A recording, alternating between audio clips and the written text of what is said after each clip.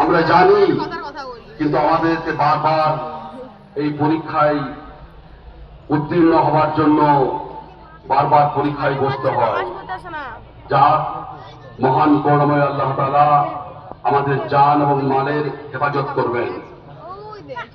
বিশেষ করে আমি মোহাম্মদ বাজার ঈদগাহ ময়দান থেকে সারা পশ্চিমবঙ্গ, বীরভূম ও মোহাম্মদ বাজারের আপামর জনসাধারণকে এই বার্তা দিতে চাই, আমাদের পশ্চিমবঙ্গ একটা মিলন ক্ষেত্র।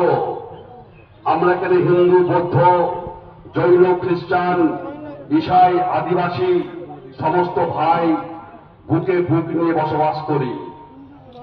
আপনারা জানেন, এই পশ্চিমবঙ্গের মাটিকে কালিমালিপ্ত করার জন্য একটা বিশেষ রাজনৈতিক দল প্রতি মুহূর্তে আমাদের মধ্যে বিভাজন, আমাদের মধ্যে অহিংসার বাতাবরণ ছড়াবার চেষ্টা করছে। আমি আপনাদের কাছে করজোড়ে নিবেদন করছি, আমরা কোনো প্ররোচনায় কেউ পা দেব না, আমরা কোনো গুজবে কান দেব না।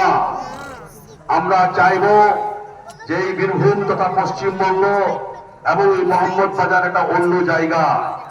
তাই ভাই, আপনাদের কাছে আমার করজোড়ে আমরা শুধু একইভাবে ঈদগাহের ময়দানে বা ঈদের আনন্দ উপভোগ করা, এর সঙ্গে সঙ্গে আমাদের সমস্ত আল্লাহ গরীব, ইয়তীম, মিসকিন যাদেরকে পাঠিয়েছেন পৃথিবীতে, শুধু আমি একাই উপভোগ করলে হবে না। আল্লাহর নবী সাল্লাল্লাহু তাআলা আলাইহি সাল্লাম বলেছেন, তাদেরকে নিয়েও তুমি শামিল হও বা ঈদের খুশি উদযাপন করো, তাদেরকে সঙ্গে করে নিয়ে। বলেন সুবহানাল্লাহ। আল্লাহর নবী সাল্লাল্লাহু তাআলা আলাইহি সাল্লাম